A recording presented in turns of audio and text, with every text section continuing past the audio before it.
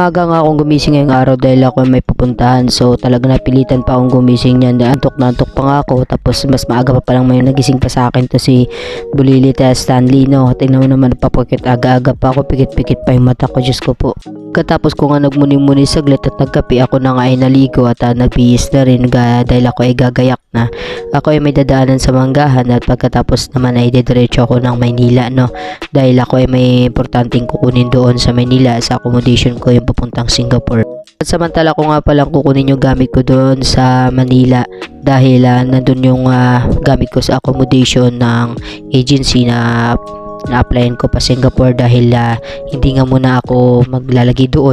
Nang makarating nga ako dito sa terminal walang masakyan ng jeep dahil nag-jeepney strike yata tawag doon. Kaya napilitan talaga akong pupunta ng Manggahan, nakabas at siksikan talaga yung tao, grabe.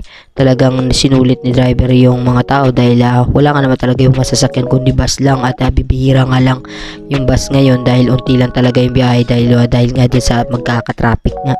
Palang talaga ay nagdalawang isip na ako bumaba, no, kasi alam kong mahirapan ulit ako sumakay. So yun nga, hindi nga ako nakaabot dahil may cut off po sila dito sa Manggahan. So ang ginawa ko, naganap uli ako ng bus at nagantay ako, nagbiyahe na uli ako pa Maynila. At dito nga pala ako bumaba sa Quirino, no. Tabi po ng Manila Zoo yung accommodation namin. So pagbaba ko ng Quirino Highway, inilakad ko na lang po yung pinakaharap ng Manila Zoo papunta sa accommodation namin.